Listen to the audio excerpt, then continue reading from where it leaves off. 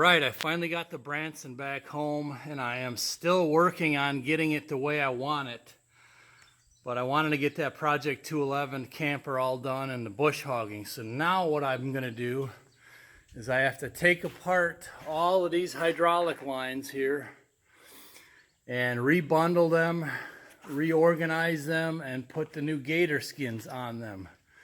Like this line here is a little too long, so what I'm going to do is loosen it all up.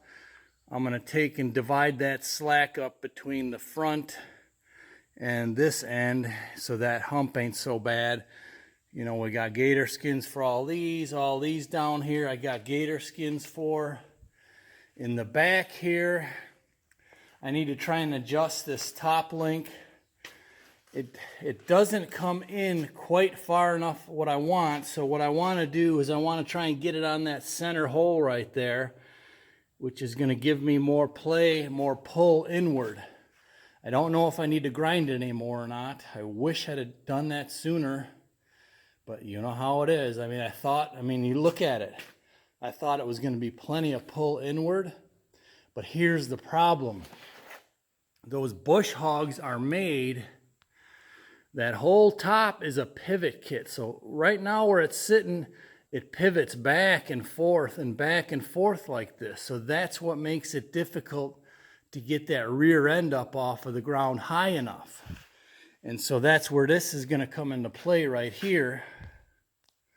If I can get it back to this, from this hole to the second one, that's going to set it back about another inch, and that's really all it's going to need. But I might have to do more grinding. And then lastly, remember when I lowered these 3-point arms to get that planter in? I noticed they're just a little bit uneven, so I'm going to pull them back up just maybe an inch or so, and then I'm going to even them out, and then I think I'll be in pretty good shape having this thing set up almost the way I want it and ready to roll. Okay, it wasn't the easiest task, but I got it. So I changed this to the middle hole, and I ran it all the way up and down. There's a little bit of friction back here, but not much at all, so the paint will just wear off.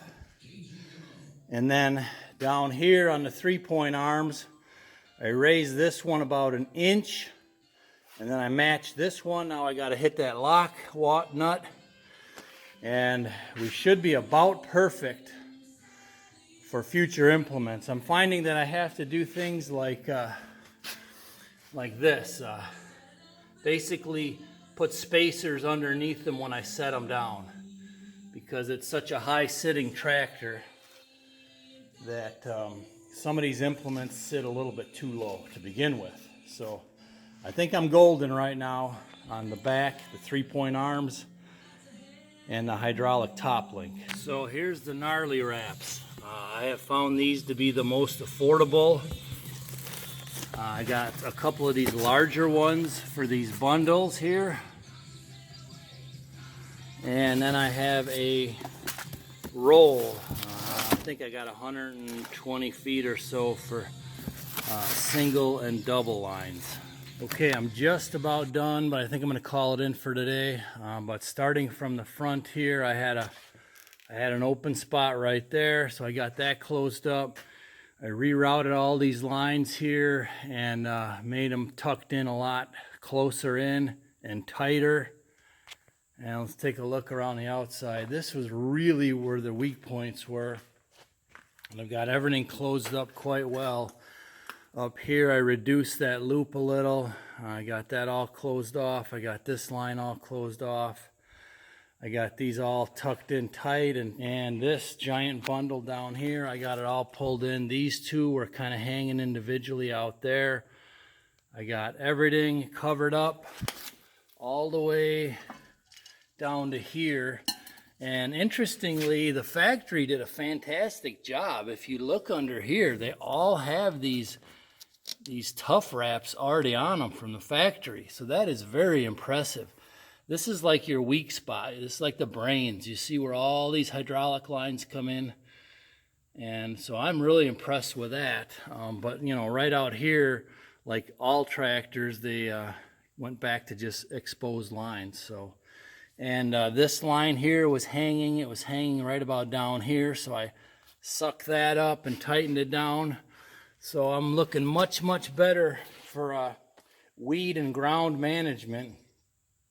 Although with this tractor sitting so much higher, the risk was already reduced, but we're looking good. I just got to put a few more on the end of the loader there, tighten them up, and then I'm out of here. All right, now I'm calling it a day. I got these last two here and these last two here. Those I'm leaving alone. I mean, they're tied in really good with the loader arms. So all of this gobbledygook here that's hanging loose when I get in the brush is at least protected, and hopefully will prevent breakdowns out in the field.